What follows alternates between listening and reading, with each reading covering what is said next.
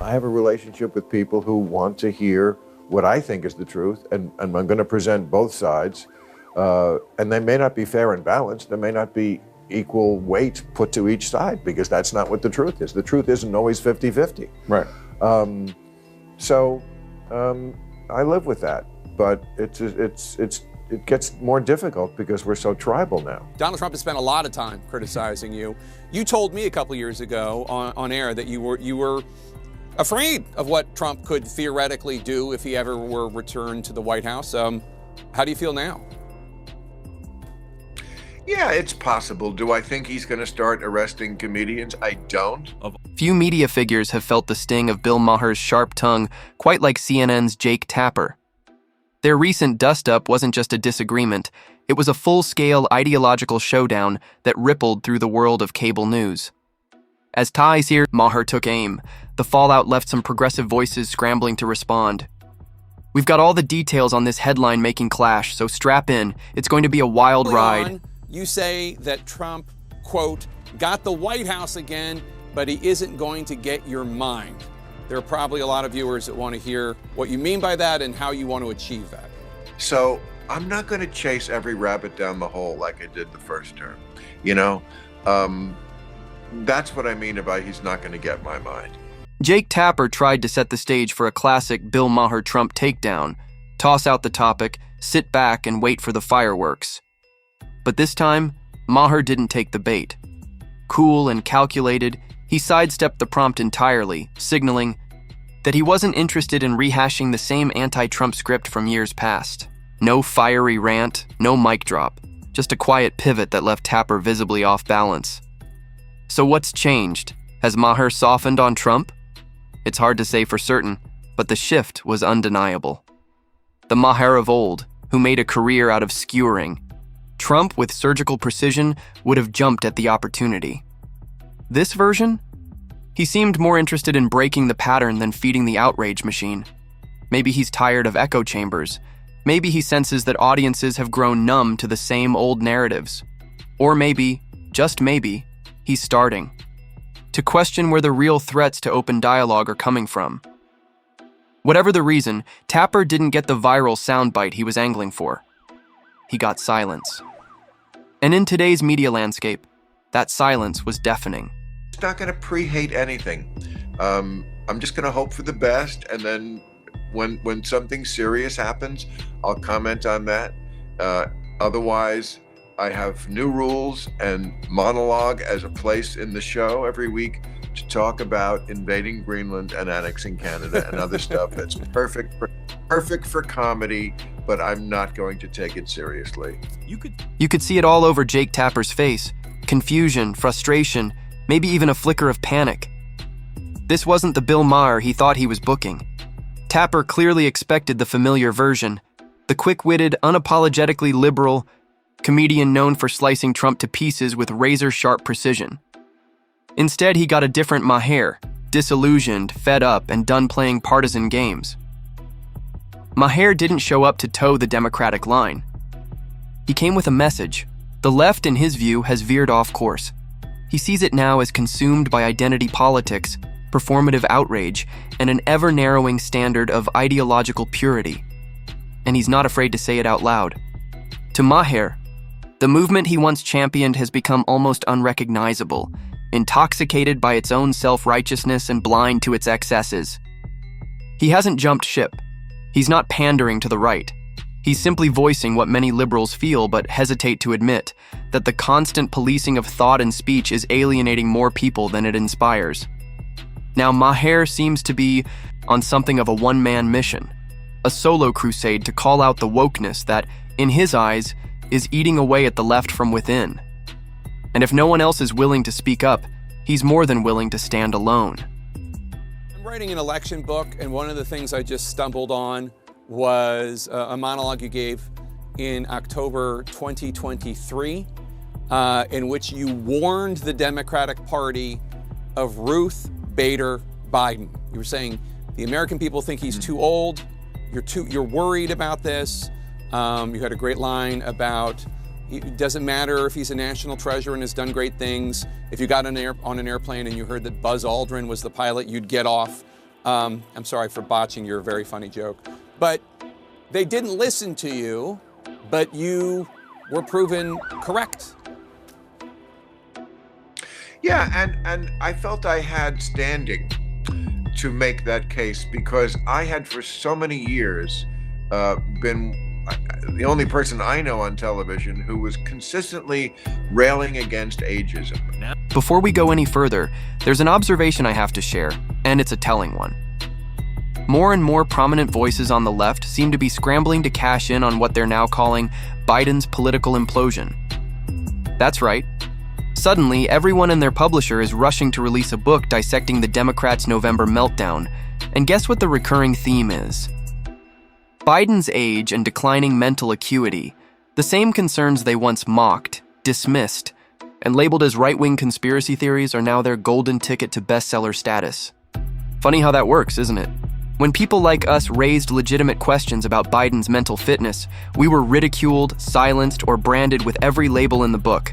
Racist, extremist, conspiracy theorist, take your pick. But now, with the political tide turning and the election results impossible to ignore, it's suddenly open season on Biden. The hypocrisy is staggering. The opportunism, even worse. These voices aren't sounding the alarm to save the Democratic Party. They're just trying to save their own careers, one convenient hot take at a time. I have a relationship with people who want to hear what I think is the truth, and I'm going to present both sides.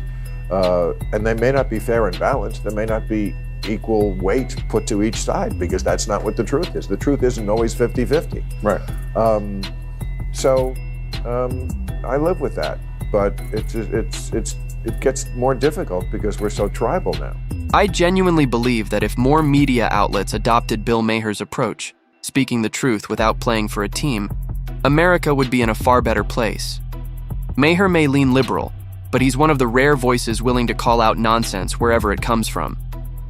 That's what journalism should be: honesty over ideology, facts over feelings. Unfortunately, too many media organizations today act more like extensions of political parties, shaping their coverage to appease their base rather than to inform the public. That kind of reporting doesn't enlighten. It divides. It breeds distrust, deepens disillusionment, and turns journalism into just another arm of the culture war. But imagine a media landscape where truth mattered more than tribal loyalty, where anchors, reporters, and hosts had the courage to challenge their own side. That's the kind of journalism we need. Not more propaganda, but more principle. If every newsroom took a page from Maher's playbook, we might finally start having the kinds of conversations this country desperately needs. Conversations grounded in reality, not scripted talking points. This was a case, okay, where Biden was too old. Having made that case that it's a case-by-case basis, I was now saying, yes, some of those cases are that the person just is too old for the job.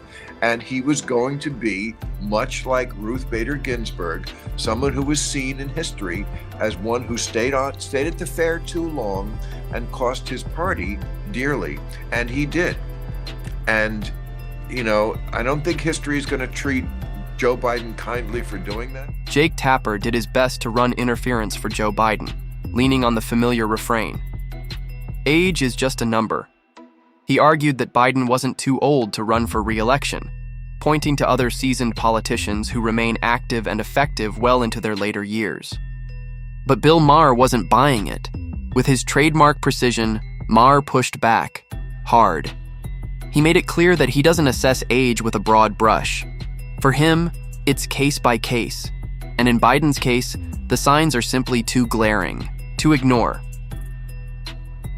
According to Maher, this isn't about the number on Biden's birth certificate.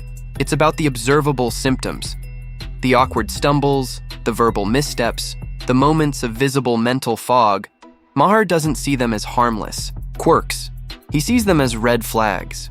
Whether Biden were 60 or 80, Maher argued, the concern isn't age, it's capability.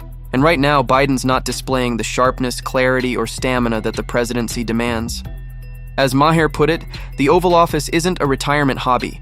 It's a job that requires peak performance. Still hoping to steer the conversation.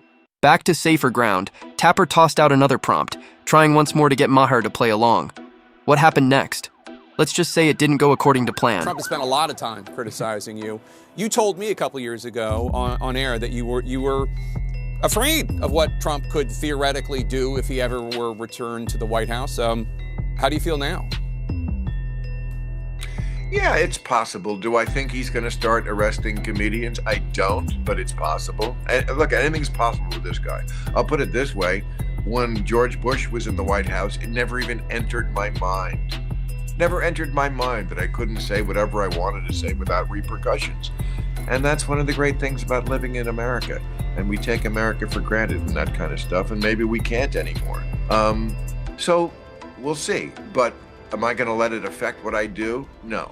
I mean, the day I feel like I can't say what I want without going to Guantanamo Bay. At this point, I actually started to feel a little embarrassed for Jake Tapper. Every baited hook he tossed into the conversation came up empty, not a single bite. Maher wasn't just sidestepping the traps. He was gliding around them with the kind of finesse and verbal precision that only he can pull off. Each time Tapper tried to steer the dialogue toward a predictable anti-Trump rant, Maher flipped the script and delivered a sharp, unexpected counterpoint. It was like watching a chess master toy with someone who didn't realize they were already in check, 3 moves ago. If I were Tapper, I would have wrapped up the interview right then and there. Cut to commercial, fake a satellite glitch, anything. The entire setup was clearly designed to get Maher to tee off on Trump, but instead, Tapper found himself caught in his own narrative. Maher wasn't playing team politics. He was calling out hypocrisy wherever he saw it. And in this case, it wasn't coming from Trump, it was coming from the very people Tapper was trying to defend. When your guest refuses to follow the script, suddenly the whole show starts feeling less like hard-hitting journalism and more like a bad improv sketch with no punchline. I do want to ask you before you go, and congratulations again on the special, but there's talk promulgated by you about maybe you quitting the HBO show, about maybe not touring anymore. Well, you said something to Jane Fonda about thinking about that. Where are you in your career? You still got a lot of good stand-up, a lot of good jokes in you, right? Like, tell us what's next. Okay. I am stopping doing stand-up just because I'm tired of touring. Just because I've been doing it for 40 years. I love it. Look, I love nothing more than being on stage somewhere telling jokes to strangers. It's been my entire life. It's been the most consistent thing in my life. But for those people who say to me, why don't you just do it a little bit? You can't do it a little bit. Stand-up is like being a boxer. You have to be in training. You can't just walk up there and do it. So I've been in training for 40 years. I need a break, and I'm tired of the travel. I'm tired of dragging my ass out of bed on Saturday morning to go to some place after I worked so hard on Real Time all week. Maybe I'll go back to it, but I have a podcast. The interview wrapped in under 7 minutes, a noticeably short segment by any standard. Why? Because Tapper had clearly had enough. The jabs coming from Bill Maher weren't the ones he anticipated, and certainly not the ones he was prepared to handle. Tapper looked visibly drained, his talking points falling flat as the narrative unraveled right in front of him. Maher wasn't being combative, he was just being brutally honest. And apparently that was too much for Tapper. But here's the bigger issue. This moment exposed a serious flaw in today's left-leaning media bubble. It's become so insulated, so ideologically rigid, that when someone dares to offer a different perspective, even someone like Maher, a lifelong liberal, they're treated like a threat. The moment you deviate from the approved script, you're no longer a guest, you're an intruder. They don't engage, they shut down, they don't challenge ideas, they cancel the people who voice them, and rather than confront uncomfortable truths, they simply cut the conversation short. That's exactly what happened here. Tapper didn't just lose control of an interview, he lost control of the narrative. And in that world, there's only one play left. End the segment, cut the mic, and pretend it never happened. Maher's refusal to toe the party line didn't just disrupt the conversation. It exposed the fragility of the mainstream media echo chamber. Tapper couldn't handle the pushback, and that speaks volumes. If truth mattered more than tribal loyalty and real debate replaced performative censorship, American discourse might finally escape the grip of ideological tunnel vision and start breathing freely again. And with that, we wrap today's video.